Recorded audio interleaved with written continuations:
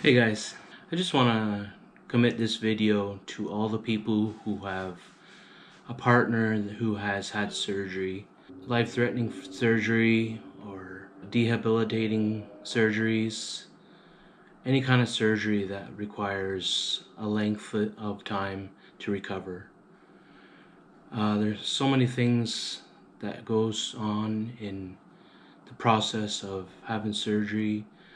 That's taking the time off work, uh, having to give up your family just to recover, and not being able to do the things that you love to do, like sports or traveling, just going out somewhere to have fun.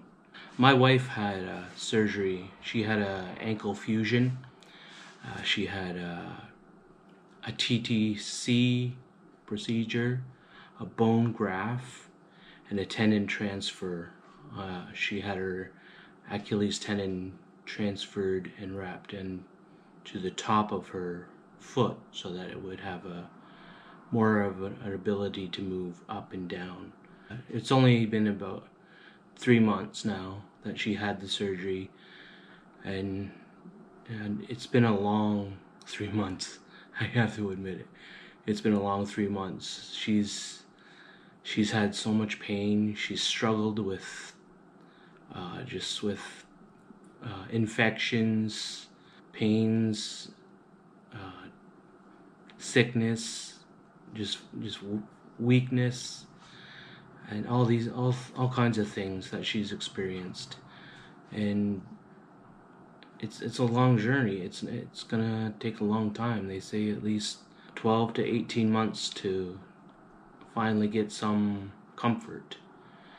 It's a long process, and me as the husband, the partner of my wife who had this kind of surgery, it's difficult. It's a hard thing to have to go through. A hard thing to see your partner struggling and crying in pain. Something like this, it does something to the partner's life. It changes you. It does something that you do your best to try to help, but there's nothing you can do. All you can do is take care of your partner the best as you can. Give her the ice pack, rub her leg, and hopefully that will be enough. I just watch her crying there, and it makes me cry too, because I'm helpless. There's nothing I can do. And there's so many things that my wife wanted to do before she had the surgery. Like she went to school to become a massage therapist, and because of this surgery, there might be a problem with that. She doesn't know if she'll be able to do the work that she has to do with her foot the way it is. So she's worried that she might have spent those 2 years of training for nothing. Tried to be motivated. I've been off work for 3 months to take care of my wife because there's no one else that could take care of her. And being off for three months, I work in a job that requires me to move around a lot. And now I'm barely doing anything. All I'm doing is cleaning up the house, taking care of my wife whenever she needs me, help her to get to different places that she needs to go. But most of the time she's in her bed because the surgeon told her that she shouldn't be walking for the next 2 months. It's been about 2 months. She's been bedridden, and you get lazy. You just don't want to do anything. I got 3 kids and my wife, so I'm doing my best to take care of all 4 of them. It's a headache. It's hard. One kid wants something, my wife needs something, so I'm back and forth. I gotta get this, I gotta go over here and get this. I don't want to get up, but I have to get up because she wants something. So makes me go crazy. I don't know. And that's the part of the laziness that starts to build in you. I can't multitask. So, something that I'm learning fast. And then the next thing is to keep yourself positive. My wife doesn't know the future. What's her future going to be? Is she going to be able to walk again? Is she going to be able to walk without pain? And how do I answer that? I don't know the future. What kind of hope can I give her? And these things I struggle with. Will she be able to walk again? The best news I can give her now is that her ankle is fused. And the surgeon said in her CT scan that it's totally fused. So she's allowed to walk now. That's the best news that we've heard so far in this journey. And if that happened, then I think good things are going to happen soon.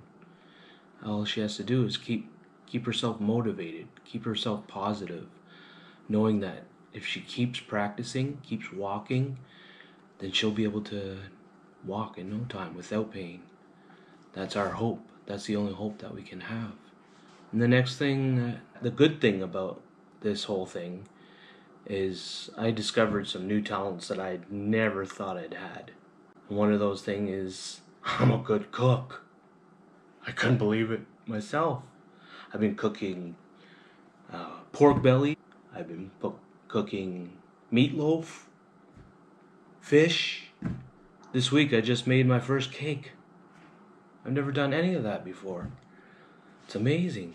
The second thing is I can learn a new language.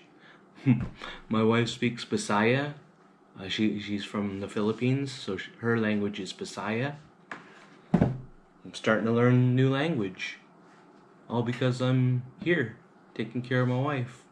Whenever there's free time, or she's sleeping or something, I just learn some of the phrases that my wife says in Bisaya. I'm not that great. My wife laughs at me whenever I try, but I'm learning. Who knew? And just being able to just do whatever I can to help around the house,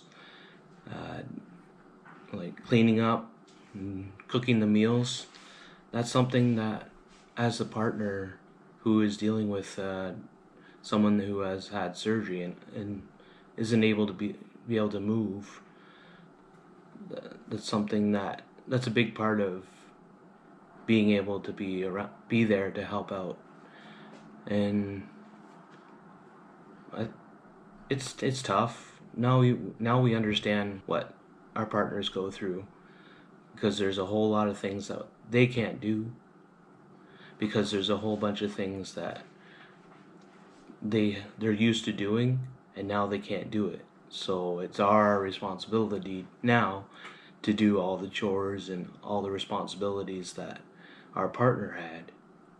So I'm learning a lot through this whole thing, and I know that my wife is proud of me for doing these things. She's always saying my cooking is really good, and she's really happy with it. Even my kids, some of the meals, they say it's really good. So thumbs up for that. So through this whole time, I've learned to be strong and to do whatever I can to encourage my wife. That's the biggest thing that we as the partner must do, to be strong and to be an encouragement to our partner who can't do anything. They're struggling and they're in so much pain. They wish they could help out. But whenever I'm cooking a Filipino dish, I will ask my wife how to cook it, because I've never cooked it before. And so she would come over to the stove with her walker and show me how to do it. And while she's showing me, her foot is killing her. And so she's trying to show me what to do quickly so that she can go back to her spot and raise her leg. And so she's vulnerable at this time in her journey to recovery. And so I just need to be stronger and to be there to encourage her.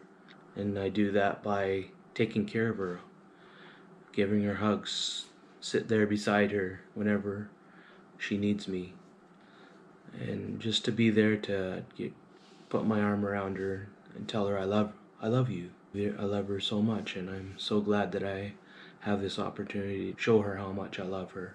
That's the only thing that we can do, is to encourage her and show her and prove to her how much we love our partner. And so this is a big factor in trying to motivate our partner to keep pressing on. Don't give up, even when she feels like she doesn't think that she's gonna walk anymore. Just be there to remind her her ankle is fused. That's the first step of getting better. And so I can use that to encourage her and motivate her to keep going, keep practicing walking again. And eventually, I don't know how long it's going to take because I can't tell the future, but I think if she keeps working on it, then she'll be walking in no time. So guys, if you have a partner that's just had surgery or that is gonna have surgery, just encourage her. Just be there for her and to tell her how much you care about her, because they need that. If they don't have someone that they can lean on, then they're not gonna make it. They're gonna be crying all the time, depressed. They need someone to lean on. They need someone that can push them and motivate them to keep pushing on, keep going. Let God take control. God has the final word. That's what I believe. God made all this happen. My wife was supposed to have surgery in January, and it just so happens that my vacation was in January, and I was off for the whole month. So I think God made that plan for her to have that surgery. When God opens that door, He's going to walk with you through it. And that's the hope that me and my wife have. Because if God opened this door for us, God is going to heal her ankle. That's for sure. We believe that. We trust in that. That is our hope. Just want to thank you guys again for listening. We'll keep you updated next Sunday. Have a great week, guys. God bless.